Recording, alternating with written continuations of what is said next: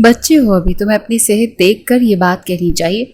یہ نہ ہو کہ یہ جو تم دعوے کر رہے ہو سب کچھ دھرے کے دھرے ہی رہ جائیں اور بعد میں پھر روتے پھرو کہ ٹیچر جی نے حالت خراب کر دی۔ اپنے بالوں کی لٹ کو انگلی پر گھماتے ہوئے شان سے بولی تھی۔ وہ صوفے پر ٹانگ چڑھائے بیٹھی تھی۔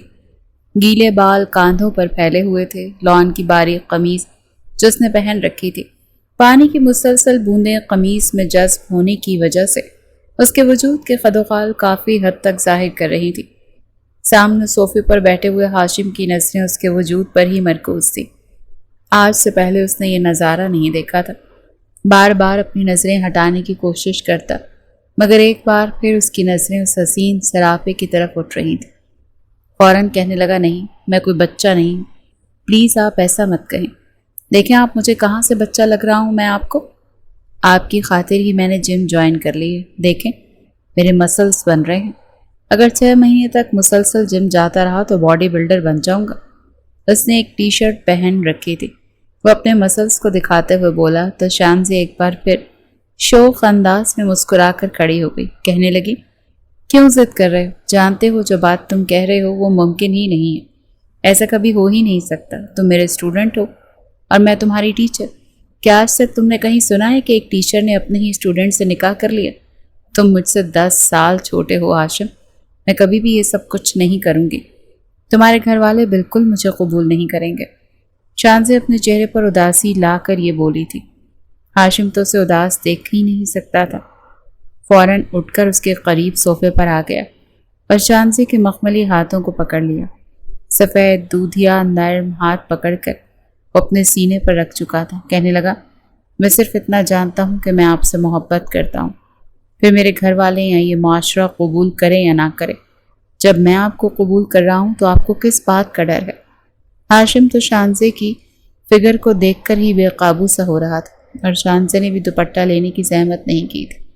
یہ احساس ہاشم کے لیے نیا تھا۔ کہنے لگا، پلیز میری محبت کو قبول کر لیں، میں آپ کے بغیر مر جاؤں گا۔ مگر شان سے اسے تڑپاتے ہوئے کھڑی ہو گئی اور کہنے لگی، دیکھو میں کہنا تو نہیں چاہتی مگر ایک بھرپور جوان لڑکی ہوں۔ مجھے ایسا مرد ہی شادی کے لیے چاہیے جو مجھے سیٹسفائی کر سکے۔ میں تم سے شادی کر کے ایک بچہ نہیں گود لینا چاہتی۔ مجھے ایسا مرد چاہیے شوہر کے روپ میں جو ہر رات میری یادگار بنائے اور مجھے باہوں میں بھر کر گھنٹوں اپنے ہونے کا احساس دلاتا رہے۔ شان سے جیسے جیسے بول رہی تھی ہاشم کے پورے وجود میں کرنٹ دوڑ رہا تھا۔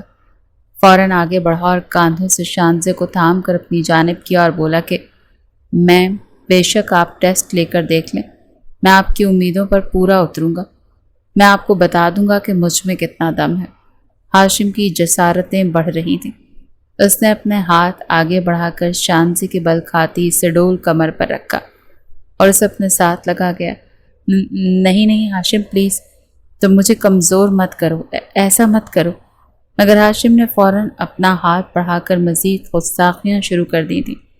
شانزی اس کا ہاتھ ہٹانے لگی جب ہاشم نے اس کے لبوں کو اپنے لبوں میں مقید کر لیا کہ تبھی دھڑلے سے دروازہ کھلا اور سامنے کتنی کیوٹ میم ہے نا یہ کمبخت دل نظریں ہٹانے کو تیار ہی نہیں ہے۔ ارے جب اتنی کیوٹ ٹیچرز پڑھانے کے لیے آئیں گی تو مجھ جیسے لڑکے پڑھائی کب کریں گے؟ اپنے دل پر ہاتھ رکھ کر کھڑے ہوتے ہوئے ہاشم نے یہ سب بولا تھا۔ اس کے منہ سے ایسے الفاظ سن کر دلربا نے زور سے بک اس کے کاندھے پر ماری تھی۔ وہ بیچارہ تو ہڑبڑا کر ہی رہ گیا۔ وہ غصے سے اسے دیکھنے لگا۔ سامنے مس شان سے کلاس روم میں آ چکی تھی اور سارے اسٹوڈنٹس انہیں السلام علیکم کہنے کے بعد بیٹھ چکے تھے اور وہ گھور گھور کر اسے دیکھ کر کہنے لگا، تمہیں کیا تکلیف ہو رہی ہے؟ کیا بات ہے؟ تم کیوں تڑپ رہی ہو؟ کس لیے مارا ہے مجھے؟ دلربا کی بچی، تمہارا دل نکال کر میں نے بوٹی بوٹی کر کے اوپر لیموں نچوڑ کر کھا جانا ہے۔ بچو میرے ہاتھوں سے، بلا وجہ میری اماں بنتی پھرتی رہتی ہو۔ اسے دبے دبے لفظوں میں ڈانٹ کر بولا تھا، جبکہ دلربا تو کلس کر رہ گئی۔ کہنے کی شرم کرو، تمہاری شکایت مجھے گھر جا کر تائی جان کو لگانی پڑے گی۔ تمہیں اتنا نہیں پتا کہ ٹیچرز ہمارے روحانی ماں باپ ہوتے ہیں اور تمہیں پتہ نہیں ہوتا کیا ہوتا جا رہا۔ تم تو عجیب ہی لوفروں والی باتیں کرنے لگ گئے ہو۔ مس شانزے سامنے کھڑی تھی، دوپٹہ ایک جانب کاندھے پر ڈال رکھا تھا۔ ایک تو وہ کچھ زیادہ ہی صحت مند تھی، اوپر سے مس شانزے نے جو کپڑے پہن رکھے تھے وہ کافی چست تھے۔ جس سے ان کے وجود کے خد و خال کافی واضح ہو رہے تھے۔ کلاس روم کے جتنے بھی لڑکے تھے سب کی نظریں تو مس شانزے پر ہی مرکوز ہو چکی تھیں۔ ہر کوئی انہیں دیکھ کر ایک دوسرے کے کان میں گھسر پھسر کر رہا تھا۔ لڑکیاں بھی شرمائی شرمائی نظریں جھکا چکی تھیں۔ وہ ایک ایک اسٹوڈنٹ کو اٹھا کر اس کا تعارف کہہ رہی تھی۔ جب باری ہاشم کی آئی تو وہ فوراً سے کھڑا ہوا اور بس دیدے پھاڑے مس شانزے کو دیکھے جا رہا تھا۔ اسے اپنی جانب یوں دیکھتا دیکھ کر وہ مسکرائیں۔ شانزے کا لب و لہجہ بھی تھوڑا شوخی تھا۔ کہنے لگی کیا ہو گیا؟ ایسے کیوں دیکھ رہے ہو؟ کیا آج سے پہلے ایک خوبصورت ٹیچر نہیں دیکھی؟ ہاشم بھی مسکرا کر فوراً سے آگے بڑھا اور اپنی شرٹ کی جیب سے ایک پھول جو کہ موتیے کا تھا نکال کر مس شانزے کی خدمت میں پیش کیا۔ کہنے لگا ارے مس، جب آپ جیسے اتنی کیوٹ مس پڑھانے کے لیے آئیں گی تو ہوش کہاں ٹھکانے رہتے ہیں۔ میں تو سوچ رہا ہوں کہ آپ کس قدر خوبصورت اور وہ بھی بایولوجی کی ٹیچر بن کر آپ آئی ہیں۔ ہمارے تو وارے نیارے ہو گئے۔ وہ انتہائی لوفرانہ انداز میں شانزے سے بات کر رہا تھا۔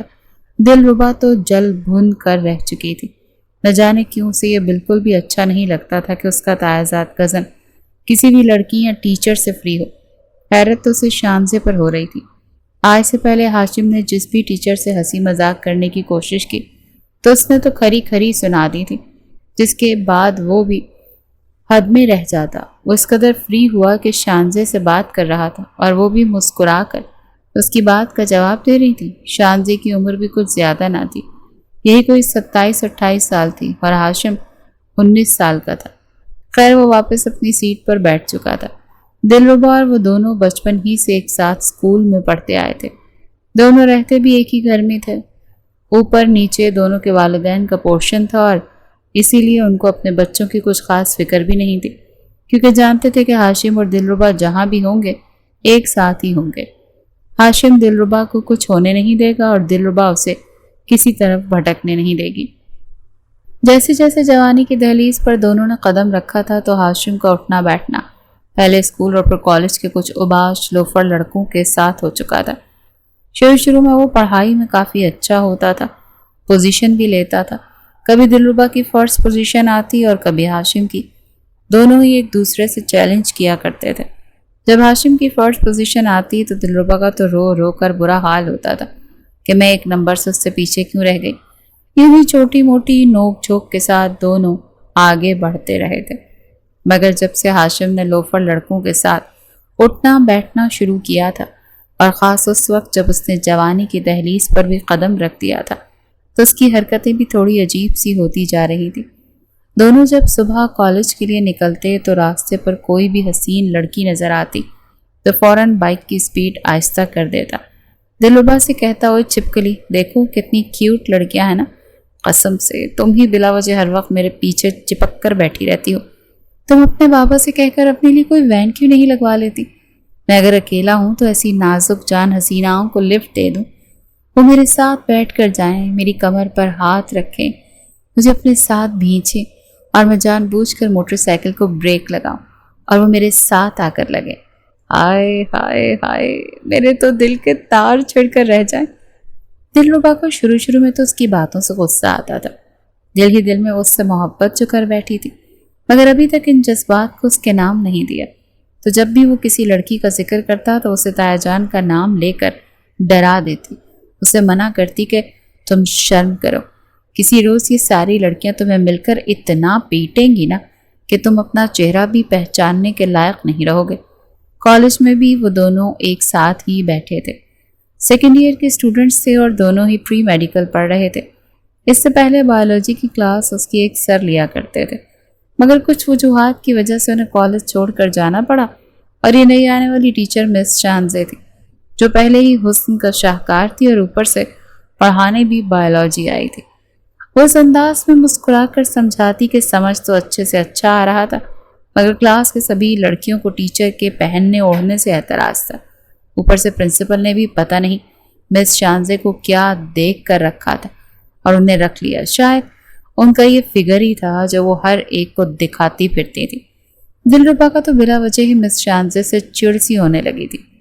اگلے روز جب وہ کلاس میں آئی تو آج جو چیپٹر مس شانزے نے پڑھانا تھا وہ ریپروڈکٹیو سسٹم پر تھا، جس میں ڈھکے چھپے الفاظ میں اسے لڑکے اور لڑکی کے بیچ کے ہونے والے تعلقات اور پھر بچہ کیسے پیدا ہوتا ہے اس بارے میں تمام تر معلومات لکھی گئی تھی۔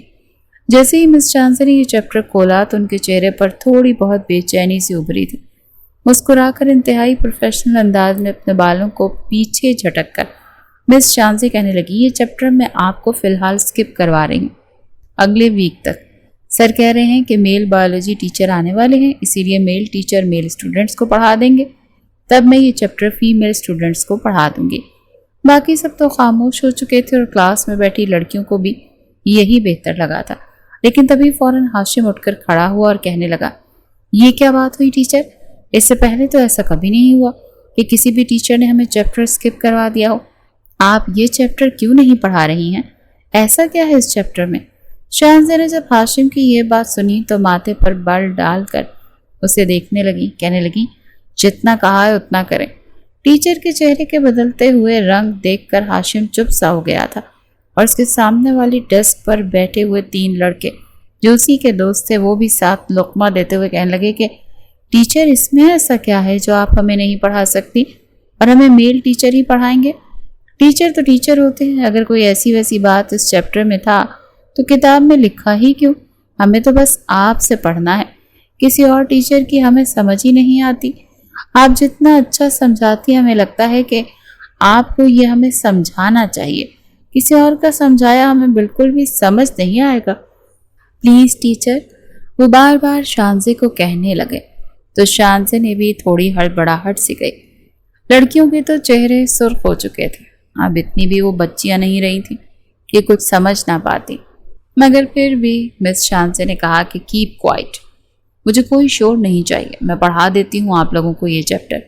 جو شریف لڑکے تھے ان کے تو چہرے شرم سے ہی جھک گئے، مگر باقی کے لڑکوں کی تو آنکھوں میں چمک ابھر آئی تھی۔ شاہنزے نے بڑے ہی ڈھکے چھپے الفاظ میں اس چیپٹر کو پڑھانا شروع کیا تھا، اور شکر کا سانس تو وہاں پر بیٹھی لڑکیوں نے اس وقت لیا جب بیل بجی۔ بریک ہو چکی تھی اور شاہنزے فوراً کلاس سے جا چکی تھی۔ جیسے جیسے شاہنزے بول رہی تھی ہاشم کے جذبات تو عجیب ہی بھڑک رہے تھے۔ دلربا اسے دیکھ کر گھور کر کہنے لگی، چلو آج ہم نے جلدی گھر جانا ہے، ویسے بھی اس کے بعد اردو اور سوشل اسٹڈیز کی ہی کلاسز ہیں، وہ پہلے ہی سے آتا ہے۔ آج ماما نے کہا تھا کہ ہم سب شام کو گھومنے پھرنے جائیں گے، چلو گھر چلتے ہیں۔ دلربا فوراً سے اپنی بک سمیٹتے ہوئے کہنے لگی، مگر کچھ یاد آنے پر ہاشم کہنے لگا، ہاں تم چلی جاؤ، میں تمہیں ٹیکسی کروا دیتا ہوں، فی الحال میرا آنے کا موڈ نہیں ہے، مجھے پڑھنا ہے۔ تمہیں تو پڑھائی کی فکر نہیں ہے لیکن مجھے تو ہے۔ دلربا کے ماتھے پر بل پڑے تھے، وہ اس کی بات کو کاٹ کر وہاں سے باہر جا چکا تھا اور دلربا سر پکڑ کر رہ گئی۔ اسے چھوڑ کر اکیلی جانا تو نہیں چاہتی تھی، اسی لیے چھٹی تک اس نے انتظار کیا تھا، مگر چھٹی کے بعد وہ ہاشم کی بائک کے پاس کھڑی تھی اور ہاشم 10 منٹ اوپر ہو جانے کے باوجود ابھی تک نہیں آیا۔ ہاشم کے من میں عجیب سی بے چینی بڑھنے لگی۔ اپنے لوفر دوستوں کے ساتھ رہتے ہوئے وہ بہت آگے تک جا چکا تھا، یہاں تک کہ میاں بیوی کے پرسنل معاملات بھی وہ ان کے ساتھ شیئر کرتا رہتا، جس کے بعد اس کی بے چینی بڑھتی جا رہی تھی۔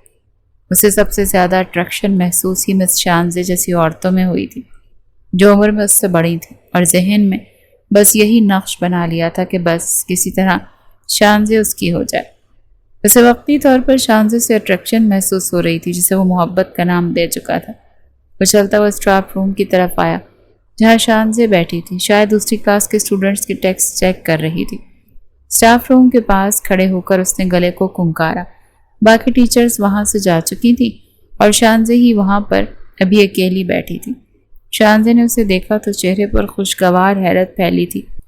وہ کہنے لگی کہ ہاں ہاشم بتاؤ کیا بات ہے، وہ مصروف سے انداز میں کہہ کر دوبارہ پیپر چیک کرنے لگی۔ ہاشم اندر آیا، اس کے ہاتھ میں بک تھی، کہنے لگا ٹیچر مجھے یہ ٹاپک سمجھ نہیں آ رہا، پتہ نہیں آپ کو اچھا لگے یا برا، مگر مجھے آج آپ نے بالکل بھی اچھے طریقے سے نہیں سمجھایا، کیا آپ مجھے یہ سمجھا سکتی ہیں؟ شاہنزے نے ایک نظر اسے دیکھا، دل میں اس کے بھی ایک شرارت سی آئی، لگا تو ہاشم بھی اسے اچھا تھا۔ بجائے اپنے سامنے کرسی خالی کرنے کے جس صوفے پر وہ بیٹھی تھی، اپنے سامنے خالی کرتے ہوئے جگہ کہنے لگی، ہاں آؤ بیٹھو، بتاؤ کیا بات ہے۔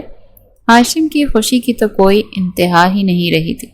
وہ اس سے کچھ فاصلہ رکھتے ہوئے وہاں پر بیٹھ گیا اور مسکرا کر فوراً کتاب کھول دی۔ بایولوجی کا جو پیج اس نے کھولا تھا وہ تھوڑا سا بے باک سا تھا، جہاں پر لڑکے اور لڑکی کے پرائیویٹ پارٹس کی تصاویر بنی ہوئی تھی۔ وہ ان پر ہاتھ رکھ کر کہنے لگا، مس، مجھے یہ ٹاپک بالکل بھی سمجھ نہیں آیا۔ آخر بچہ کیسے پیدا ہو جاتا ہے؟ شروع سے اب تک تو میں یہی سنتا آیا تھا، وہی آسمان پر پری آتی ہے اور بچہ دے کر چلی جاتی ہے۔ مجھے تو لگتا تھا شاید بچہ ہاسپٹل میں پہلے سے ہی تیار کر کے رکھا جاتا ہے اور پھر ماں باپ جاتے ہیں اور جا کر لے کر آ جاتے ہیں، مگر آپ نے جو کچھ مجھے سمجھایا مجھے تو بالکل بھی سمجھ نہیں آ رہا۔ پلیز آپ مجھے ڈیٹیل کے ساتھ یہ ساری تفصیل سمجھا سکتی ہیں؟ شاہزادے کا چہرہ ایک پل کو سرخ ہوا تھا، لیکن اگلے ہی پل گلا کھنکار کر کہنے کی، دیکھو یہ ٹاپکس تھوڑے سے سینسیٹیو ہوتے ہیں، میں تمہیں نہیں سمجھا سکتی۔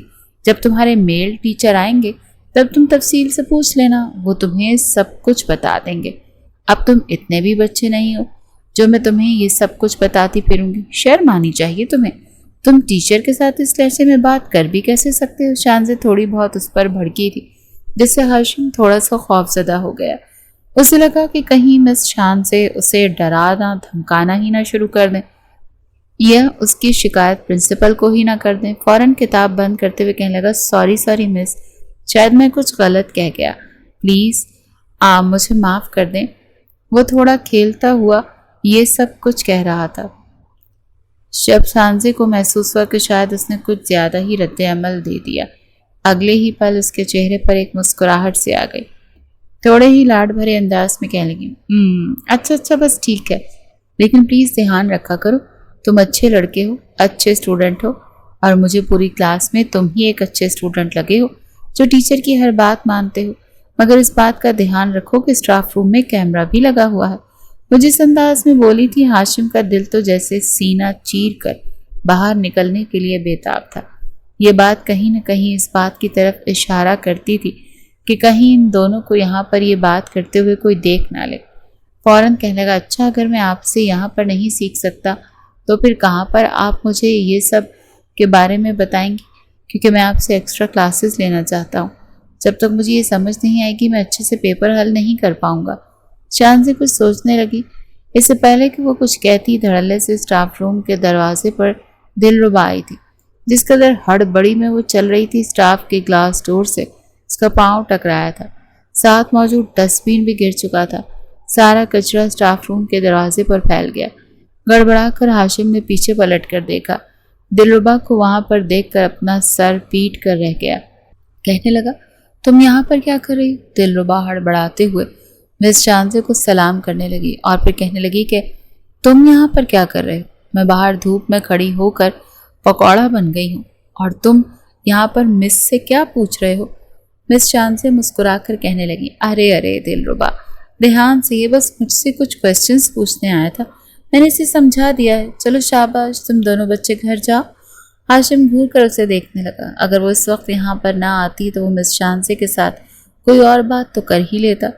دلربا اس کا ہاتھ پکڑ کر کھینچ کر وہاں سے لے کر جا رہی تھی اور مس شانزے اسے مسکرا کر دیکھ رہی تھی۔ وہ بائک پر بیٹھا تو دلربا بھی اس کے پیچھے بیٹھتی ہوئی ہمیشہ کی طرح اس کے کاندھے پر ہاتھ رکھنے لگی، مگر وہ اسے جھڑک کر کہنے لگا، خبردار، میرے کاندھے پر ہاتھ رکھا تو بلا وجہ ہر وقت ساتھ چپکتی رہتی ہو۔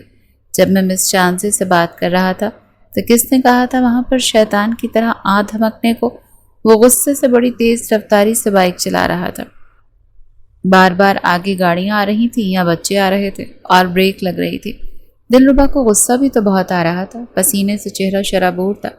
خوبصورتی تو اس میں بھی کم نہ تھی، دبلی پتلی سی، لمبے گھنے بالوں کو ہمیشہ چٹیا میں باندھ کر رکھتی۔ سامنے سے بالوں کو کچھ اس انداز میں کٹنگ کیا ہوا تھا کہ وہ کان کے پیچھے آتے ہی نہیں تھے، ہر وقت ماتھے پر ہی گرے رہتے تھے۔ ابھی بھی وہ غصے اور پسینے سے سرخ لال ہوتی۔ ہاشم کو کہنے لگی، دور رہو مس شانزے سے، مجھے وہ بالکل بھی اچھی نہیں لگتی، عجیب ہی عورت ہے، نہ اسے ڈھنگ سے کپڑے پہننے کا پتہ ہے نہ کچھ اور تم بلا وجہ کیوں فری ہو رہے ہو ان سے؟ قسم سے آج میں تائی کو تمہاری شکایت لگا دوں گی، تایا جان کو بھی بتاؤں گی کہ تم بلا وجہ ٹیچر کے ساتھ فری ہوتے ہو اور عجیب و غریب سوال کرتے ہو۔ ایک بار پھر یہ دھمکی سن کر بیچ راستے میں ہی हाशिम बाइक रोक चुका था। कहने लगा, अच्छा मेरी शिकायत लगाओगी? इतनी हिम्मत हो गई तुम्हारी? मैं तो तुम्हें लेकर आना जाना ही नहीं चाहता। बिला वजह मेरे सर पर किसी डाइन की तरह तुम नाजिल कर दी गई हो। तुम्हारा अपना भी तो भाई है, उसके साथ क्यों नहीं आती जाती? मैंने तुम्हारा ठेका ले रखा है यहाँ पर? क्या मैं सारी जिंदगी तुम्हें मैं अपने साथ लाता रहूंगा? बिला वजह मेरी जिंदगी में इंटरफेयर करना छोड़ दो, वरना मुझसे बुरा कोई नहीं होगा। वो गुस्से से उसे डांट रहा था और दिलरुबा की आंखों में आंसू आने लगे थे। उससे ज्यादा तजलील उसने आज से पहले नहीं सही थी। पूरे घर भर की लाडली थी वो। उसके ताया रफाकत साहब का एक ही इकलौता बेटा था, जिसका नाम हाशिम रफाकत खानजादा था। खानजादा खानदान से होने की वजह से सभी बेहद खूबसूरत, सफ़ेद, सुर्ख रंगत और दिलकश चेहरे और नकूश के हामिल थे। रफाकत साहब के छोटे भाई जमील साहब का एक बेटा और एक बेटी थे।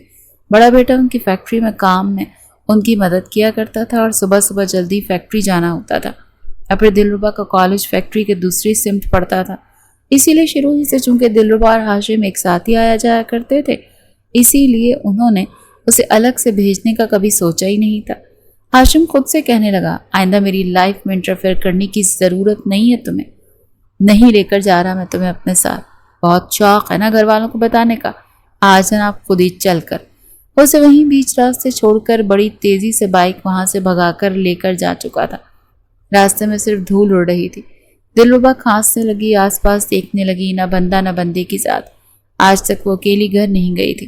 वो हाशिम को पीछे से आवाज़ें देने लगी, हाशिम अच्छा सॉरी, मैं कुछ नहीं कहती, वापस आ जाओ। मुझे कहाँ छोड़कर जा रहे हो? मैं अकेली कैसे आऊँगी?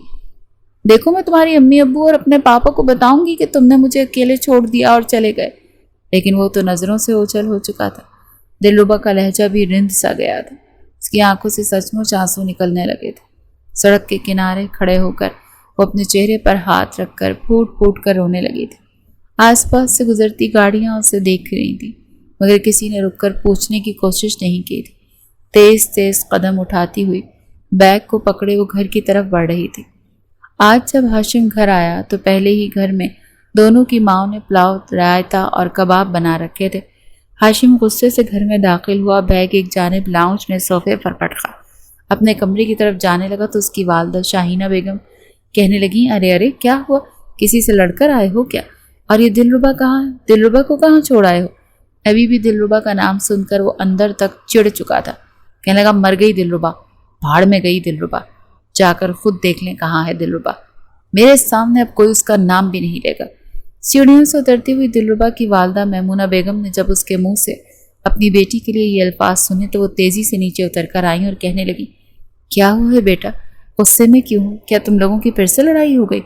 शाहीना बेगम भी उसकी तरफ बढ़ी थी, जो दरवाज़ा धड़ल्ले से बंद करके अंदर बंद हो चुका था। दोनों ही घबरा चुकी थी। बार बार उससे पूछ रही थी कि कहाँ छोड़कर आए हो बच्ची को?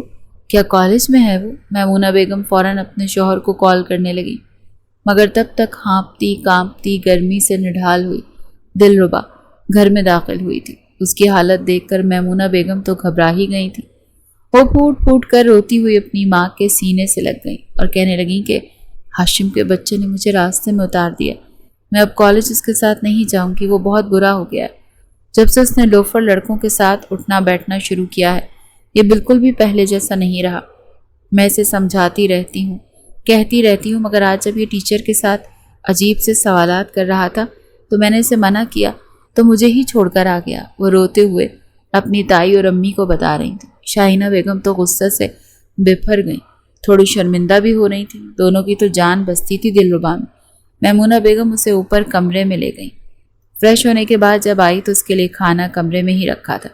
रोते रोते वो सो चुकी थी। शाम को जब रफाकत और जमील साहब घर आए तो शाहीना बेगम ने फौरन उसकी शिकायत लगाई, जिसे सुनकर वो उसे अच्छा खासा डांट चुके थे। दिलरुबा के बड़े भाई शही ने जब ये सुना तो वो भी माथे पर बल डाल चुका था। कहने लगा, अगर तुम्हें दिलरुबा इतनी बुरी लगती है तो पहले ही बता देते, बिला वजह मेरी बहन पर रोड पर अकेला छोड़ने की क्या ज़रूरत थी? आइंदा के बाद मैं इसे खुद ही कॉलेज ले आया करूँगा, तुम्हें कोई ज़रूरत नहीं है यह एहसान जतलाने की। एक अजीब सी उलझन दोनों ख़ानदानों के बीच आ चुकी थी।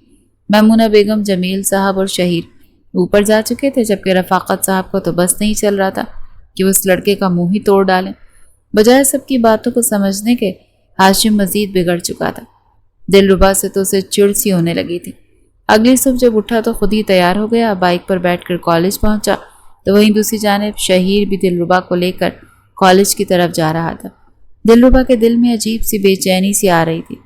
وہ اپنا تعلق ہاشم کے ساتھ خراب نہیں کرنا چاہتی تھی۔ اسے اس کی اس لاپرواہی سے دلی دکھ ہوا تھا۔ اس نے تو کبھی بھی نہیں سوچا تھا کہ ہاشم اس کے ساتھ اس قدر لاپرواہی بھی برت سکتا ہے۔ وہ چپ چاپ جب کالج میں آئی تو اس کی سیٹ پر آج ہاشم نے ایک لڑکے کو بٹھا رکھا تھا۔ وہ دوسری جانب لڑکیوں کے ساتھ بیٹھ گئی۔ آج جو بھی ٹیچر کلاس میں آ رہی تھی وہ دونوں کزنز کو الگ دیکھ کر بات ضرور کر رہی تھی، مگر دونوں کے پاس ہی کوئی جواب نہیں تھا۔ مس شانزے جب کمرے میں آئیں تو دلربا اور ہاشم کو الگ دیکھ کر جانے کیوں ان کے چہرے پر ایک مسکراہٹ سی پھیل گئی تھی۔ ایک بار پھر ہاشم سب کی نظروں سے بچتا بچاتا ہوا جلدی دلربا کو بھی مکمل نظر انداز کرتا مس شانزے کو بڑے غور سے دیکھ رہا تھا۔ اس کی آنکھوں میں جو چمک تھی، جو زہر تھا، دلربا کو وہ اندر تک جھلستا رہا تھا۔ وہ تو یہ چاہتی تھی کہ ہاشم کو صرف وہی نظر آئے، اس کے علاوہ ہاشم کسی لڑکی کی طرف آنکھ اٹھا کر بھی نہ دیکھے۔ بریک کے بعد جب سب سٹوڈنٹس کینٹین کی طرف بھاگے تھے تو ہاشم ایک بار پھر بک لے کر مس شانزے کے پاس جا چکا تھا۔ کہنے لگا، مس آپ کل کچھ کہہ رہی تھی؟ شانزے کہنے لگی کہ ہاں، کہہ تو میں بہت کچھ رہی تھی، شاید تمہاری وہ کزن سے پسند نہیں ہے کہ میں تم سے بات کروں یا تم مجھ سے کچھ سیکھنے آؤ۔ ہاشم کہنے لگا، آپ اس کی فکر مت کریں مس، اس کی تو میں نے ایسی کلاس لی ہے نا کہ دوبارہ میرا نام بھی نہیں لے گی۔ میں آپ کے ساتھ اس کالج سے ہٹ کر بھی بات کرنا چاہتا ہوں، آپ مجھے بہت اچھی لگتی ہیں۔ یہ سن کر شانزے مسکرائی تھی اور اگلے ہی لمحے اس نے بے دھڑک ہو کر اپنا نمبر ہاشم کو دے دیا۔ اس روز جب ہاشم گھر گیا تو گھر جاتے ہی بہانہ بنا گیا کہ میرا ٹیسٹ ہے۔ کمرے میں جانے کے بعد اس نے واٹس ایپ پر شانزے کو میسج کیا۔ شانزے آن لائن تھی، دونوں کے بیچ لمبی باتیں چلنے لگیں۔ شانزے اسی شہر میں ایک فلیٹ میں رہتی تھی، یعنی کہ میرے باقی کے گھر والے گاؤں میں رہتے ہیں اور میں یہاں شہر میں زندگی گزار رہی ہوں۔ اس کالج میں میری جاب لگ گئی، سیلری بھی اچھی ہے، اس لیے مجھے کسی طرح کی کوئی پریشانی نہیں ہے۔ ہاں، میرا کوئی دوست نہیں ہے، اس لیے مجھے تھوڑی بوریت ضرور محسوس ہوتی ہے۔ ہاشم مسکرا کر کہنے لگا، لے ٹیچر جی، میرے ہوتے ہوئے آپ بور ہو کیسے سکتی ہیں؟ میں آپ کو بالکل بھی بور نہیں ہونے دوں گا۔ ویسے آپ اپنا ایڈریس تو بتائیں۔ شانزے انکار کرنے لگی، کہنے لگی، بالکل نہیں بھائی، میں تمہیں ایڈریس کیسے بتا دوں؟ تم تو میرے گھر ہی پہنچ جاؤ گے، مجھے تنگ کرنے لگ جاؤ گے۔ تو وہ کہنے لگا، ارے مس، میں ایسا کیوں کروں گا، شریف گھر کا لڑکا ہوں۔ ویسے بھی اگر کسی طرح کوئی مدد چاہیے ہوئی تو آپ مجھے بتا دینا، میں کر دوں گا۔ میں اس شہر میں تقریباً سب کو ہی جانتا ہوں۔ کالج میں تو دونوں بس ٹیچر اسٹوڈنٹ کی حد تک ہی تھے، مگر دھیرے دھیرے ان کا رشتہ کافی آگے بڑھتا جا رہا تھا۔ ایک شام شانزے کی برتھ ڈے جب وہ کہنے لگا، آپ اپنا ایڈریس بتائیں، میں آپ کو سرپرائز دینا چاہتا ہوں۔ شانزے مسکرا کر اسے اپنا ایڈریس بتا چکی تھی۔ چاہتی تو وہ بھی یہی تھی کہ ہاشم اسے جس قدر معصوم سمجھ رہا تھا، شانزے ویسی بالکل بھی نہیں تھی۔ دلربا کا تو جیسے وہ دودھ میں سے مکھی کی طرح نکال چکی تھی۔ اس وقت اس کے اعصاب پر صرف شانزے ہی سوار تھی۔ اس روز جب وہ کالج سے واپس گھر جانے لگا تو فریش ہونے کے بعد اس نے سیدھا شانزے سے ملنے ہی جانا تھا۔ اس کے پاس پاکٹ منی تھی، وہ ان پیسوں سے اس کے لیے کیک، گفٹ، پھول لینا چاہتا تھا۔ اپنے باپ کے پیسوں سے اس نے 2 ہاتھ بھی کر رکھے تھے۔ ایک خوبصورت سی سونے کی انگوٹھی بھی اس نے لے رکھی تھی کہ شانزے کو گفٹ کروں گا اور آج ہی اپنی محبت کا اظہار بھی کر دوں گا۔ جیسے وہ یہ سب کچھ سوچتا بائک پر جانے لگا تو اسے دلربا کھڑی دکھائی دی۔ شاید ابھی تک شہیر اسے لینے نہیں آیا تھا۔ پہلے تو اس نے سوچا چلا جائے، لیکن ضمیر نے اجازت نہ دی۔ سنجیدگی سے اس کے پاس اور کہنے لگا، آؤ میں چھوڑ دیتا ہوں، مگر وہ رخ پھیر چکی تھی۔ کہنے لگی، نہیں تھینکس، میرے بھائی آ جائیں گے مجھے لینے کے لیے۔ کہنے لگا، دیکھو نخرے مت دکھاؤ، آج ان کی ضروری میٹنگ تھی اور آئی تھنک شہیر بھائی تمہیں لے جانا بھول چکے ہیں۔ تمہیں بھی اپنی زبان قابو میں رکھنی چاہیے تھی نا، مجھے غصہ دلاتی نا، اور بجائے وہ اپنی بات پر شرمندہ ہونے کے الٹا اسی پر ہی اپنی اکڑ دکھا رہا تھا۔ دلربا کی آنکھوں میں معمول کے مطابق ایک بار پھر آنسو جھلملانے لگے۔ کہنے لگی، کوئی ضرورت نہیں ہے مجھے آپ کے اس احسان کی، آپ کی نظر میں تو میری کوئی اہمیت ہی نہیں ہے، اور میں نہ جانے کیسے خواب دیکھ چکی تھی۔ اس نے دل میں بہت کچھ ٹوٹا تھا۔ آنسو صاف گرتے ہوئے کہنے لگی کہ بلا وجہ یہاں پر تماشا مت لگائیے، چلے جائیں۔ آپ کو مجھ سے نفرت تھی، لیکن آپ یہ بھی بھول گئے کہ میں آپ کی عزت ہوں۔ مجھے بیچ راستے پر چھوڑ کر چلے گئے، وہ بھی سنسان اور ویران جگہ پر۔ اگر میرے ساتھ کچھ ہو جاتا تو خیر، آپ کو کیا، ابھی وہ یہ بات کر ہی رہی تھی جب شہیر آ گیا۔ اس کے ساتھ گاڑی میں بیٹھ کر گھر کی طرف جا چکی تھی اور ہاشم کا دماغ تو معاف ہو چکا تھا۔ اسے سچ میں تھوڑا برا محسوس ہوا۔ گھر آنے کے بعد اس نے ایک پھولوں کا گلدستہ اور چاکلیٹ لی اور اسے لے کر وہ دلربا کے پاس گیا۔ اسے لے کر کہنے لگا، یہ لو تمہاری فیوریٹ چاکلیٹ، تمہیں سفید اور سرخ گلاب پسند ہے نا؟ دیکھو میں یہ تمہارے لیے لایا ہوں، پلیز مجھے معاف کر دو۔ میں وعدہ کرتا ہوں کہ آئندہ غصے میں تمہیں کچھ نہیں کہوں گا، بس تم بار بار میرے راستے میں مت آنا پلیز۔ مجھے اچھا نہیں لگتا کہ تم کو مجھ پر روک ٹوک کرے۔ وہ اس کے سامنے کان پکڑ کر کھڑا تھا تو وہ بھی اس کے بچپن کی ہی دوست تھی۔ جب اس نے اتنے پیار سے اور لاڈ سے اسے کہا تو دلربا ہنس کر مسکرا چکی تھی۔ اسے چاکلیٹ اور گلدستہ لینے کے بعد چاکلیٹ کھول کر کھانے لگی۔ دونوں ہی کھٹی میٹھی باتیں کرتے چاکلیٹ کھا رہے تھے۔ کبھی ہاشم اسے چاکلیٹ چھین کر خود بائٹ لے رہا تھا اور کبھی وہ۔ جب میمونہ اور شاہینہ نے یہ منظر دیکھا تو دونوں گہری سانس خارج کر کے رہ گئیں۔ یہ بات دلربا بھی جانتی تھی جب اس کی عمر صرف 14 سال تھی۔ ایک روز وہ باہر دالان میں بستر پر ماں کی گود میں سر رکھے سو رہی تھی جب شاہینہ اور میمونہ اس کے پاس ہی بیٹھی تھی۔ انہوں نے سمجھا کہ شاید بچی سو رہی ہے۔ باتوں میں میمونہ بیگم سے شاہینہ بیگم کہہ چکی تھی کہ بچے بچپن ہی سے ایک ساتھ بڑے ہو رہے ہیں، ان دونوں کی آپس میں بنتی بھی بہت ہے۔ شاہینہ بیگم کہنے کی، ہاں میں بھی یہی چاہتی ہوں کہ بس میری بچی، یہ بچی دلربا اسی گھر میں رہے، میں اسے اپنے ہاشم کی بیوی بناؤں۔ دونوں جیسے ہی جوانی کی دہلیز پر قدم رکھیں گے ان کی شادی کروا دیں گے۔ وہ دونوں خواتین آنے والے وقت کا سوچ کر اس طرح کی باتیں کر رہی تھی اور دلربا یوں تھی کہ اس کا سانس حلق میں اٹک چکا۔ اس کے لیے جذبات نئے تھے کیونکہ ابھی اس نے لڑکپن سے جوانی میں قدم رکھا ہی تھا۔ دھیرے دھیرے خود ہی اس کے دل میں ہاشم کے لیے محبت آ چکی تھی، مگر ہاشم ان سب سے بالکل انجان تھا۔ دونوں کی عمریں اس وقت ایک جتنی ہی تھیں، 19-20 سال کے وہ دونوں ہی ہو چکے تھے۔ بچوں کے بیچ ایسی ہنسی مذاق دیکھ کر شاہینہ بیگم کہنے لگی، آج رفاقت صاحب گھر آتے ہیں تو میں ان سے بات کرتی ہوں، کتنا وقت ہو گیا گھر میں کوئی فنکشن نہیں ہوا، ان دونوں بچوں کی منگنی ہی کر دیتے ہیں اور پھر جیسے ہی ان کی پڑھائی مکمل ہو گئی تو ان کی دھوم دھام سے شادی کر دیں گے۔ یہاں بھی یہ باتیں چل رہی تھیں اور وہاں دوسری جانب ہاشم مہنگے گفٹس لے کر شانزے کے فلیٹ پر پہنچ چکا تھا۔ جیسے ہی اس نے دروازہ کھولا تو سامنے کا منظر اس کے لیے خوابناک تھا، کیونکہ سامنے ابھی نہا کر شانزے واش روم سے نکلی تھی، بالوں کو ٹال میں لپیٹ رکھا تھا، دوپٹہ لینے کی بھی زحمت نہیں کی تھی۔ یہ اس کا بھرپور فگر دیکھ کر ہاشم کے تو ہوش ہی اڑ چکے تھے۔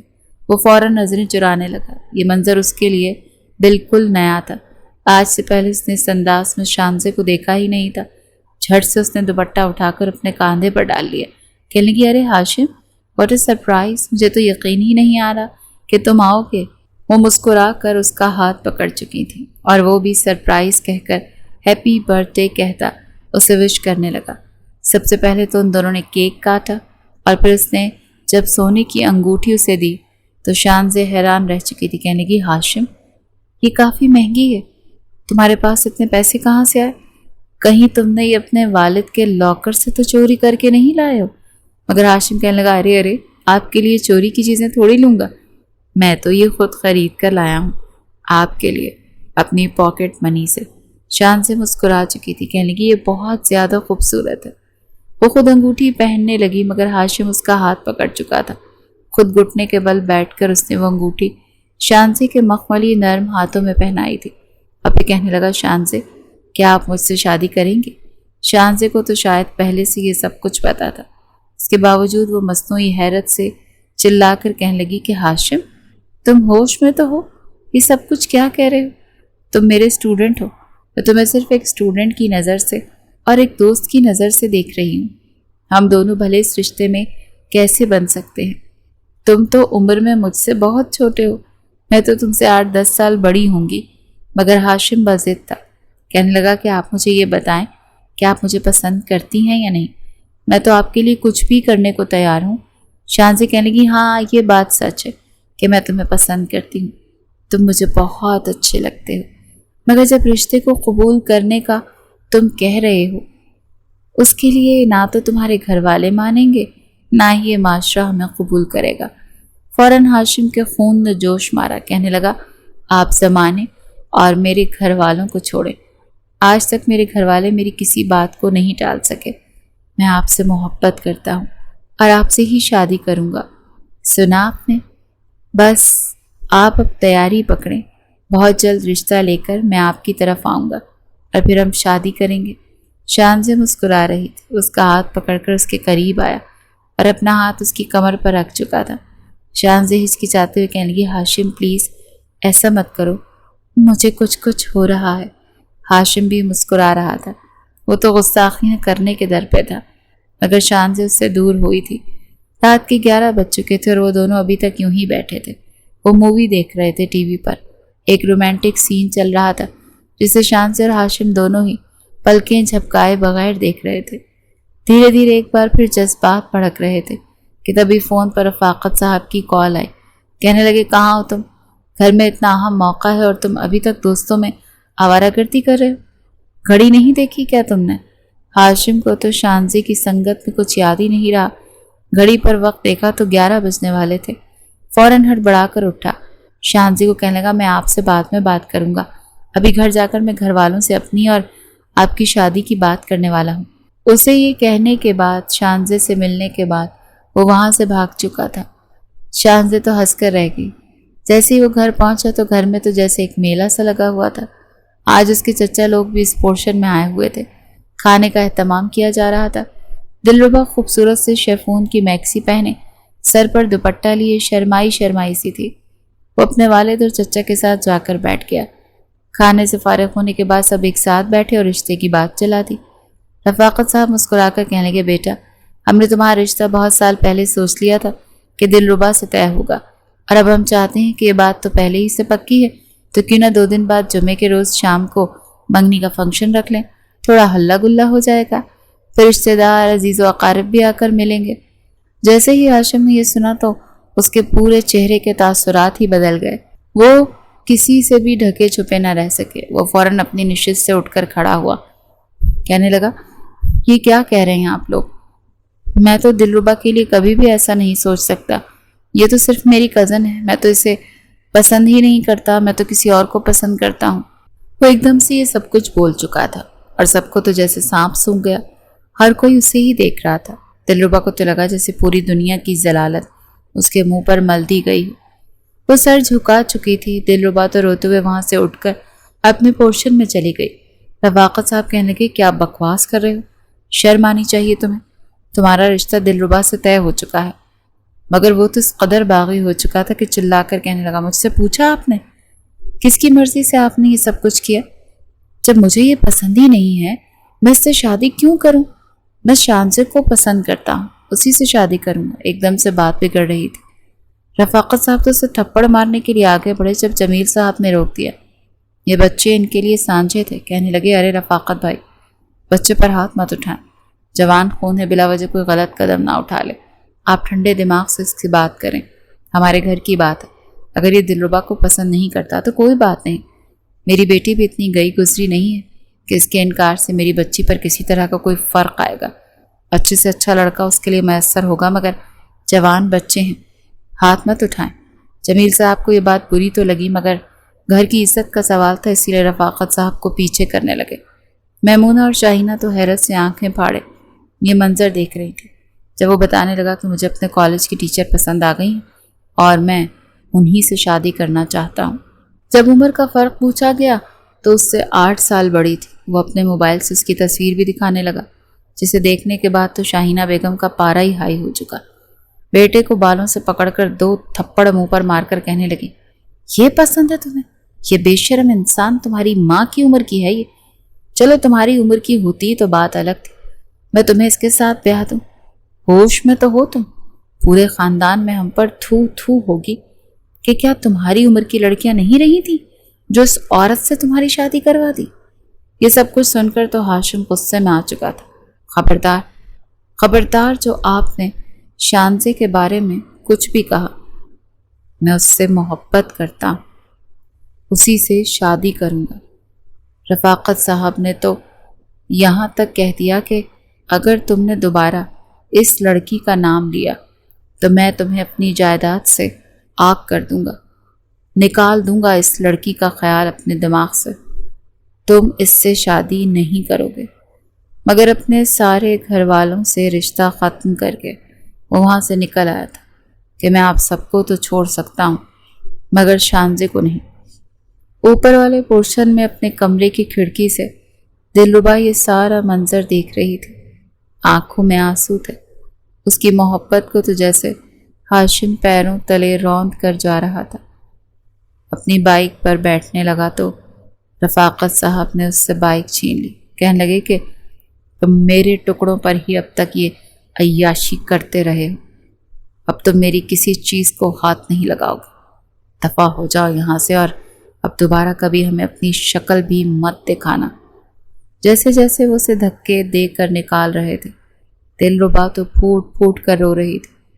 ایک آخری نظر ہاشم نے اوپر کھڑکی کی طرف ڈالی تھی، جہاں پر اسے روتا ہوا دلربا کا چہرہ نظر آیا تھا، مگر وہ ستم گر اپنا رخ پھیر کر وہاں سے جا چکا تھا۔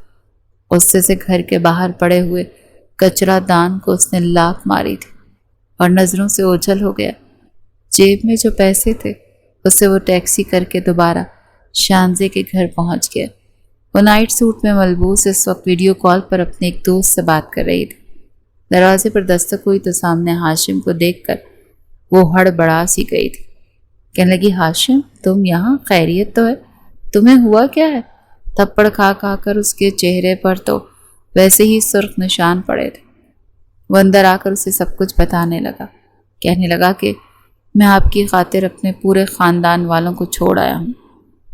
اس دلربا پر میں نے آپ کو فوقیت دی ہے اور اب میں آپ سے نکاح کروں گا۔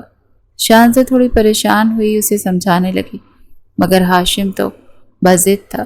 کہنے لگا، ہم خالی نکاح کریں گے، میں کوئی جاب ڈھونڈ لوں گا، پھر ہم دونوں ہنسی خوشی زندگی بتائیں گے۔ شانزے بھی مان چکی تھی۔ کہنے لگی، میری جو سیلری ہے وہ اتنی ضرور ہے کہ ہم دونوں کا اچھے سے گزارا ہو جائے گا۔ تم نے بہت اچھا فیصلہ کیا، میں اب تمہیں اتنی محبت دوں گی کہ تم سب کچھ بھول جاؤ گے۔ اگلے ہی روز وہ دونوں مسجد میں گئے اور وہاں پر شانزے اور ہاشم نے نکاح کر لیا تھا۔ نکاح کے بعد جب وہ گھر لوٹا تھا تو اس کے جذبات پہلے سے بھی زیادہ بھڑک چکے تھے، کیونکہ کم عمری ہی سے وہ لڑکے اور لڑکی کے بیچ ہونے والے تعلقات کے بارے میں جان چکا تھا۔ کچھ جذبات بھی کافی بھڑکے ہوئے تھے۔ اب شانزے جیسے سڈول جسم کی عورت اسے بطور بیوی مل چکی تھی۔ گھر آنے کے بعد اس نے شانزے کو باہر لاؤنج میں بٹھایا تھا۔ کہنے لگا کہ آپ تب تک کمرے میں نہیں آئیں گی جب تک میں نہیں کہوں گا۔ یہ کہہ کر وہ وہاں سے کمرے میں گیا۔ اپنے ساتھ جو ڈیکوریشن کا سامان لایا تھا اس نے اسے کمرے کو سجانا شروع کیا۔ کینڈلز جلا کر گلاب کے پھولوں سے خوبصورت طریقے سے پورے کمرے کو سجایا۔ پھر وہ خود آگے بڑھ کر آنکھیں بند کر کے شانزے کو کمرے میں لایا۔ کمرے میں آتے ہی شانزے تو بالکل حیران رہ چکی تھی۔ اگلے ہی پل بغیر دیر کیے ہاشم جو کب سے ترس رہا تھا شانزے کو اپنی باہوں میں بھر گیا اور اسے اپنے ساتھ بھینچ کر کہنے لگا، پتہ نہیں کب سے میں ان لمحات کا انتظار کر رہا ہوں کہ جب میں اور آپ ایک ہو جائیں گے۔ آخر میں نے آپ کو پا ہی لیا۔ آج رات ہم دونوں ایک دوسرے میں بالکل کھو جائیں گے۔ شانزے بھی اس کا پورا ساتھ دے رہی تھی۔ اسے بستر پر لے آیا اور پھر بالکل پاگلوں کی طرح وہ شانزے پر شدتیں لٹانے لگا۔ شانزے بھی اس کا پورا ساتھ دے رہی تھی۔ جب اس کے قریب آیا، چونکہ پہلی بار تھا تو وہ تھوڑا جھجک بھی رہا تھا۔ وہ تو یہ بھی محسوس کر نہیں پایا کہ جس عورت پر وہ اپنا تن من دھن گنوا چکا ہے اس عورت کی خاطر اپنے خاندان والوں کو چھوڑ کر آیا ہے، وہ پاک دامن ہے بھی یا نہیں۔ اس سے پہلے کہ وہ کسی مرد کے قریب آئی تھی، یہ وہی اس کی زندگی میں آنے والا پہلا مرد تھا۔ پوری رات اس کے ساتھ یہ رات یادگار بناتا رہا، اور اگلی صبح جب اس کی آنکھ کھلی تو شانزے فریش ہو کر ناشتہ بھی بنا چکی تھی۔ وہ انگڑائی لے کر اٹھا تو کہنے لگا، کیا مست نیند آئی تھی یار، ابھی بھی اس قدر سکون ہے کہ جی چاہتا ہے کہ بس سویا ہی رہوں۔ اگر شانزے اپنے گیلے بال اس کے چہرے پر مار کر کہنے لگی، ارے میرے سرکار اب اٹھ جاؤ، ناشتہ کر لو۔ کہنے لگا، ارے موڈ ہی نہیں، دل کر رہا ہے ایک بار پھر تمہیں اپنی باہوں میں بھر لوں اور رات والا پروسیس دوبارہ سے دہرانا شروع کر دوں۔ مجھے تو کل رات کے بعد آپ سے اور زیادہ محبت ہو چکی ہے۔ جبکہ شانزے تو شرما ہی چکی تھی۔ شادی کو 20 دن گزر چکے تھے اور ان 20 دنوں میں کوئی ایسی رات نہیں تھی جب دونوں نے یادگار نہ بنائی ہو۔ ایک شام شانزے اسے کہنے لگی، آج میری کچھ سہیلیاں مجھ سے ملنے آ رہی ہیں، تو تم سفید رنگ کا کاٹن کا سوٹ پہن لو، اس پر وہ واسکٹ بھی، وہ تم پر بہت جچتی ہے۔ کھانے کا پروگرام گھر پر ہی ہے تو تم میری ہیلپ کرو گے۔ وہ تو کب سے تیار تھا، دونوں مل کر کھانا تیار کیا تھا اور پھر ان کے آنے سے پہلے تیار ہو چکے تھے۔ کچھ دیر بعد ہی دروازے پر دستک ہوئی تو شانزے دروازہ کھولنے گئی تو دیکھتے ہی دیکھتے 4 لڑکیاں اندر داخل ہوں۔ ایک پل کو تو انہیں دیکھ کر ہاشم کے کانوں سے دھواں نکلنے لگا۔ وہ سب کی ہی سب کافی بھرپور جسم رکھنے والی صحت مند لڑکیاں تھیں۔ اوپر سے انہوں نے جو قمیض اور ٹراؤزر پہن رکھے تھے وہ کافی چست تھے۔ کسی نے تو پنڈلیوں تک آتا ٹراؤزر پہن رکھا تھا اور کسی نے سلیو لیس شرٹ پہن رکھی تھی۔ بال کھلے تھے، پھر ان کے بھاری فگر۔ شرم کے مارے تو ہاشم اپنا سر جھکا گیا۔ یہ تو کافی ایلیٹ کلاس کی لڑکیاں لگ رہی، سبھی پہلے شانزے سے گلے ملی، پھر آگے بڑھ کر وہ ہاشم کو بھی گلے ہی لگا کر ملی تھی۔ ہاشم تو شرم سے سرخ لال ہو گیا۔ کچن میں جا کر بیوی سے کہنے لگا، یہ سب کچھ کیا ہے؟ یہ ایسے کیوں مل رہی تھی؟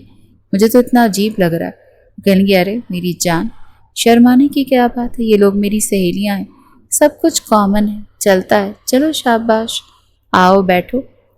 وہ 5 لڑکیاں تھیں اور اس میں ایک ہاشم۔ اسے عجیب سی گھبراہٹ اور تناؤ سا محسوس ہو رہا تھا، وہ جھجک رہا تھا۔ وہ 5 لڑکیاں ہی اسے عجیب نظروں سے دیکھ رہی تھیں، یہاں تک کہ ایک لڑکی نے بیڈ روم کی بات شروع کر دی۔ کہنے لگی، ارے اتنے حسین کڑیل جوان لڑکے سے شادی کر لی ہے تم نے، یہ تو تمہیں راتوں کو سونے بھی نہیں دیتا ہوگا۔ شرم سے ہاشم کا چہرہ سرخ لال ہوا، مگر تبھی ہنسنے کے بجائے سے روک کے الٹا شانزے کہنے لگی کہ ہاں یار، اتنا ہی پسند آ رہا ہے تو تم رکھ لو اسے ایک رات کے لیے۔ تبھی باقی کی 3-4 کہنے لگی، ارے صرف اکیلی؟ یہ کیوں، ہم بھی تو ہیں، دیکھو آج سے پہلے ہم نے سب کچھ شیئر کیا ہے، مل کر انجوائے کیا ہے، تو اب بھلا یہ اکیلی کیوں؟ اس کے ساتھ وقت گزارے گی، ہمیں بھی تو موقع ملنا چاہیے۔ 5 لڑکیوں نے جب ایک ساتھ قہقہ لگایا تھا تو ہاشم جیسا لڑکا، جو بھلے ہی اوپر سے شانزے کا دیوانہ ہو چکا تھا، اندر تک گھبرا چکا تھا۔ اسے تھوڑی ہچکچاہٹ محسوس ہوئی تو کہنے لگا، یہ آپ کیسی باتیں کر رہی ہیں؟ مگر شانزے اسے کمرے میں لے گئی اور بڑے پیار سے اس کے چہرے پر ہاتھ پھیرنے لگی۔ کولڈ ڈرنک اس کی طرف بڑھا کر کہنے لگی، یہ پی لو، تمہارا ڈر ختم ہو جائے گا، بلا وجہ ہی ڈر رہے ہو، ارے مرد بنو مرد، یہ سب بھی تمہارے ساتھ وقت گزارنے کے لیے آئی ہیں، اب ڈرنا چھوڑ دو۔ جو کولڈ ڈرنک وہ اسے پلا رہی تھی اس میں حرام مشروب ملا ہوا تھا، جسے پینے کے بعد ہاشم کو بھی عجیب سی بے چینی محسوس ہونے لگی۔ وہ بیڈ پر موجود تھا اور وہ 4 لڑکیاں گانا چلا کر بے باک حرکتیں کر رہی تھیں، وہ سب اس کے ساتھ ناچ رہی تھیں اور وہ بھی ان میں گھل مل چکا تھا۔ اس کے بعد وہ بے ہوش ہو کر بیڈ پر گرا۔ ساری رات اس کے ساتھ کیا ہوتا رہا اسے کچھ بھی یاد نہ رہا۔ اگلی صبح دوپہر 2 بجے اس کی آنکھ کھلی تو اس کی حالت ایسی تھی جیسے وجود میں جان ہی باقی نہ رہی، بے حد کمزوری محسوس کر رہا تھا۔ اٹھ کر بیٹھا، شانزے کو آواز دی، کہنے لگا، شانزے کہاں ہو یار، پانی تو لا کر دو، میرا سر دکھ رہا ہے، میرا پورا بدن دکھ رہا ہے، کیا میں سیڑھیوں سے گر گیا ہوں؟ شانزے کمرے میں آئی تو مسکرا کر اسے لیمو پانی دینے لگی۔ کہنے لگی، ارے کچھ نہیں ہوا، بس رات کو تم نے انجوائے کیا ہے نا، اسی لیے تمہاری یہ حالت ہو گئی ہے۔ لیمو پانی پینے کے بعد اس نے دوا لی تھی، طبیعت کچھ بہتر ہوئی تو کہنے لگا کہ کل رات کیا ہوا تھا میرے ساتھ، مجھے اتنی کمزوری کیوں محسوس ہو رہی ہے؟ مسکرا کر شانزے اسے سب کچھ حرف بحرف بتانے لگی کہ کس طرح وہ نہ صرف شانزے کے ساتھ بلکہ اس کی سہیلیوں کے ساتھ بھی اپنا اچھا خاصا وقت گزار چکا ہے۔ ہاشم کے تو ہوش ہی اڑ کر رہ گئے، کہنے لگا، یہ کیا بکواس کر رہی ہو، دماغ ٹھیک ہے تمہارا؟ شوہر ہوں میں تمہارا، ایسا کیسے کر سکتی ہو؟ شرم نہیں آتی تم لوگوں کو؟ شانزے ہنس کر کہنے لگی، میں کون سا پہلی بار یہ سب کچھ کر رہی ہوں، تم سے پہلے بھی میں 2 بار شادی کر چکی ہوں، میں اور میری سہیلیاں ایسے ہی کرتی ہیں، ہمارے لیے تو یہ ایک عام سی بات ہے، اگر کوئی ایسے ہی اچھا مرغا مل جائے تو ٹھیک، ورنہ نکاح کر کے ہم سب مل کر انجوائے کرتی ہیں۔ یہ سب سن کر ہاشم کو لگا جیسے پوری دنیا اس پر ہنس رہی ہو، وہ تو سر پکڑ کر بیٹھ چکا تھا۔ کہنے لگا، تم مجھ سے عمر میں بڑی تھی، میں نے تم سے اس لیے شادی کی کیونکہ میں تمہیں پسند کرتا تھا، اگر مجھے اندازہ ہوتا کہ تم ایسی ہو تو میں کبھی بھی تم سے شادی نہ کرتا، تبھی تمہیں دیکھ کر میری ماں تمہاری اصلیت پہچان چکی تھی और मुझे तुमसे शादी करने से मना कर रही थी, मगर मैं अब तुम्हें तलाक देकर यहाँ से चला जाऊँ। कहने लगी सारे रास्ते बंद हैं। अगर तुम मुझे तलाक दोगे तो मैं तुम पर तरह तरह के केस करके तुम्हें पुलिस के हवाले कर दूँगी। उसे ऐसे डरा रही थी और हाशिम सर पकड़ कर बैठ गया। इसके बाद 3 बार मज़ीद वो लड़कियां वहाँ पर आई थीं और हाशिम को बिल्कुल टिश्यू पेपर की तरह इस्तेमाल कर रही थी। हाशिम की हालत ऐसी हो चुकी थी कि चीख चीख कर अपने माँ बाप को बुला रहा था, बिल्कुल किसी बच्चे की तरह। उसे अपनी माँ याद आ रही थी, दिलरुबा याद आ रही थी। वो कैसे इतना पागल हो गया कि शांसी जैसी औरत के चक्कर में आ गया। और तो और उससे 1 साल छोटी दिलरुबा भी उसे समझा रही थी, लेकिन अब वो किसी गुलाम की तरह इस घर में पड़ा हुआ था। हड्डियां निकल आई थी, रंगत पीली पड़ चुकी थी, बिल्कुल नौकरों से भी बदतर उसकी हालत हो चुकी थी। शांज़े तो न जाने कहाँ से घूम फिर कर आई थी। एक नज़र उसने हाशिम को देखा, फिर कहने लगी, हालत देखो अपनी कैसी हो चुकी है। आज रात मैंने तुम्हारे साथ वक्त गुजारना है और तुम किसी मरे हुए लोमड़ की तरह शक्ल बनाकर बैठे हुए हो। हुलिया दुरुस्त करो अपना। आज रात जब वो ज़बरदस्ती हाशिम के करीब आई और एक बार फिर उसे नशा पिलाकर उस पर जुनूनियत लुटाने लगी, उसे अफसोस हुआ था, क्योंकि हाशिम में पहले जैसी बात नहीं रही। जिस कदर वो इस्तेमाल हुआ उसकी सहेलियां मिलकर उसे कर चुकी थीं, वो नामर्द ही हो चुका था। जब शांज़े को लगा कि अब ये लड़का उसके किसी काम का नहीं, वो उसे किसी फालतू सामान की तरह उठाकर अपनी गाड़ी में बिठा गई और नशे की हालत में ही बेहोश हाशिम को ऐसी रोड पर फेंक कर वापस अपने फ्लैट में आ गई। हाशिम को होश तब आई जब सड़क के करीब लोग इकट्ठे थे। वो तो समझ रहे थे कि शायद लड़का मर चुका, मगर हाशिम होश में आया तो उसे वहाँ हॉस्पिटल मुंतकिल कर दिया गया। कई रोज़ तक वो हॉस्पिटल के बेड पर पड़ा रहा। पुलिस भी उसके पास आई थी। उसने रोते हुए ने सब बताया। वो अपने माँ बाप का नाम भी बताने लगा।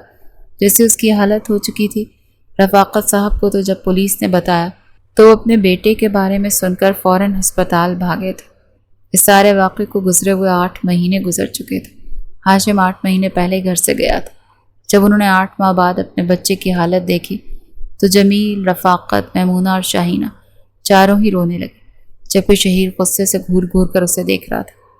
उन्हें तो लगा था कि शायद उनका बच्चा अगवा हो गया या उसका एक्सीडेंट हो गया, मगर वो तो रोते हुए अपने माँ बाप के गले लग गया। वो माफ़ी मांगने लगा। वो उसे घर तो ले आए थे। फ़िलहाल वो ज़हनी तौर पर जिस कैफियत में था, कुछ भी बताने की पोजीशन में नहीं था। जब जमील साहब और रफ़ाकत साहब ने उससे पूछा तो रोते हुए उसने बताया था कि उस औरत ने किस तरह उसका इस्तेमाल किया। रफ़ाकत साहब को तो बस नहीं चल रहा था कि फ़ौरन पुलिस में FIR दर्ज करवाएं कि उस लड़की को पकड़ा जाए जिसने उनके बच्चे की ज़िंदगी बर्बाद कर दी। डॉक्टर तो साफ कह चुका था कि अब हाशिम मुकम्मल तौर पर बाप बनने की सलाहियत खो चुका है, ये नामर्द हो चुका है। हाशिम को बिल्कुल भी अंदाज़ा नहीं था कि अपने माँ बाप की नाफरमानी और दिलरुबा जैसी मासूम लड़की का दिल तोड़ने की सज़ा उसे इस अंदाज में मिल सकती है। कई हफ्तों तक वो कमरे में ही बंद रहा। धीरे धीरे उसकी तबीयत बेहतर हुई तो वो कमरे से बाहर आया। हर कोई उसके पास आया, मगर दिलरुबा नहीं आई थी। एक शाम उसके अंदर बेचैनी बढ़ने लगी तो कहने लगा, मामा दिलरुबा कहाँ है? मैं उससे मिलना चाहता हूँ। वो एक बार भी मुझे देखने के लिए नहीं आई। वो मुझसे नाराज़ हो गई। मैंने उसकी इतनी इंसल्ट जो की थी। मगर शाहीना बेगम गहरी सांस खारिज करके कहने लगी, बेटा दिलरुबा की शादी हो चुकी है उसकी खाला के बेटे के साथ। तुम्हारे जाने के बाद उसने खुदकुशी करने की कोशिश की थी। चीख चीख कर तुम्हारा नाम पुकारती रही, मगर तुम नहीं थे। उसने भी अपने आप को कमरे में बंद कर लिया था। डिप्रेशन की मरीज़ा बन गई थी। बचपन ही से वो तुम्हें पसंद करती थी, मगर फिर उसके माँ बाप को यही हल बेहतर लगा कि उसकी शादी कर दें। रुमान अच्छा लड़का है और दिलरुबा से मोहब्बत भी करता था, इसीलिए 4 माह पहले उसकी शादी हो चुकी है। हाशिम को लगा जैसे सब कुछ उससे छिन चुका है।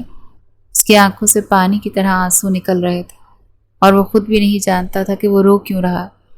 शायद कहीं ना कहीं उसे ये उम्मीद थी कि उसकी इस कमज़ोरी के बावजूद, इस कदर बड़ी गलती के बावजूद दिलरुबा उसे अपना लेगी।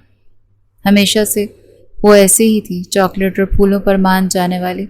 शायद इस बार भी उसे चॉकलेट और फूल देता तो वो मान जाती, मगर वो तो हमेशा हमेशा के लिए उससे रूठ कर किसी और की हो चुकी थी। उसी शाम दिलरुबा अपने शौहर के साथ वहाँ पर आई थी। रस्मी तौर पर वो अपने शौहर के साथ हाशिम से भी मिलने आई, मगर उसमें हिम्मत नहीं थी कि वो सर उठाकर उसे देखता। جب اس کا شوہر باتوں میں مگن ہوا تو کہنے لگا کہ ہو سکے تو مجھے معاف کر دینا۔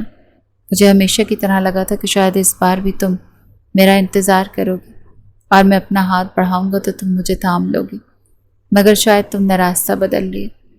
دلربا کے چہرے پر پھیکی سی مسکراہٹ تھی، ابھی بھی وہ ایسے ہی تھی۔ آنسو بڑی تیزی سے اس کی آنکھوں سے گرے۔ کہنے لگی ہاں، اس بار میں نے رک کر انتظار نہیں کیا، کیونکہ اس بار تم نے میرے دل پر جو چوٹ لگائی تھی وہ بھولنا میرے لیے آسان نہیں تھا۔ میں تمہارے لیے دعا گو ہوں کہ خدا تمہارے لیے آسانیاں پیدا کرے اور تمہیں زندگی میں کامیابیاں دے۔ دلربا وہاں سے اٹھ کر جا چکی تھی۔ کچھ دیر وہ میاں بیوی وہاں پر رہے، پھر وہ وہاں سے چلے گئے۔ دلربا کے لیے ہاشم کے جانے کے بعد اسے بھلانا اتنا آسان نہیں تھا، مگر جب اس کی شادی رومان سے ہوئی تو بے حد پرخلوص، ہنسمکھ اور شرارتی سا لڑکا تھا، بالکل اس کی طرح۔ اس نے کبھی بھی دلربا کو رونے نہیں دیا، نہ ہی اس کی تذلیل کی۔ دھیرے دھیرے ہاشم کی جگہ رومان نے لے لی اور اسے احساس ہو چکا تھا کہ اصل محبت تو وہی ہوتی ہے جو شادی کے بعد ہوتی ہے اور شوہر کے ساتھ ہوتی ہے، جس کے ساتھ ہم نے زندگی گزارنی ہوتی ہے۔ اس سے پہلے جو کچھ تھا اسے وقتی اٹریکشن بھی، اسے زائد اور کچھ نہیں۔ جبکہ ہاشم پڑھائی کے ساتھ ساتھ اپنے بابا کی فیکٹری میں دھیان دینے لگا۔ 3 سال گزر چکے تھے، وہ اپنے والد کے ساتھ زندگی میں کامیاب ہو چکا تھا۔ خاندان بھر میں شادی کی باتیں چل رہی تھیں، مگر وہ انکار کر چکا تھا کہ کسی سے بھی شادی نہیں کرے گا۔ بلا وجہ کسی لڑکی کو زندگی میں شامل کر لے اور پھر اس کی ضروریات پوری نہ کر پائے، یہ ٹھیک نہیں ہے۔ ایک روز جب وہ واپس آ رہا تو راستے میں ایک لاش پڑی ملی تھی، جس کے ارد گرد لوگ اکٹھے تھے۔ ایمبولینس بھی کھڑی تھی۔ اس نے سوچا شاید کوئی ایکسیڈنٹ ہوا ہے۔ جب آگے بڑھ کے دیکھا تو ایک عورت کی لاش اٹھائی جا رہی تھی۔ جو لوگ لاش اٹھا رہے تھے انہوں نے بھی دستانے پہن رکھے تھے، ماسک لگا رکھے تھے۔ کہنے لگے یہ عورت ایڈز کی مریضہ تھی، مر گئی، دور رہے ورنہ جراثیم پھیل سکتے۔ ایک ہوا کے جھونکے سے اس کے چہرے سے کپڑا ہٹا تھا۔ ہاشم کو لگا جیسے اس کا سانس وہیں رک چکا، کیونکہ یہ تو شانزے تھی جو اپنے گناہوں کا عذاب برداشت کرتی کرتی اس قدر گندی موت مر چکی تھی۔ ہاشم کا تو پورا وجود کانپ کر رہ گیا۔ اس نے اسے طلاق نہیں دی تھی، نہ ہی دوبارہ اس سے ملاقات ہوئی تھی، مگر آج وہ مر چکی تھی۔ واپس گھر آ چکا تھا، اپنے کمرے میں چلایا اور پھوٹ پھوٹ کر رونے لگا۔ اسے کس بات پر رونا آ رہا تھا وہ نہیں جانتا تھا، مگر شاید جوانی کی دہلیز پر قدم رکھتے ہی کیے جانے والے کچھ غلط اقدام یوں ہی عمر بھر کا پچھتاوا بن جایا کرتے ہیں۔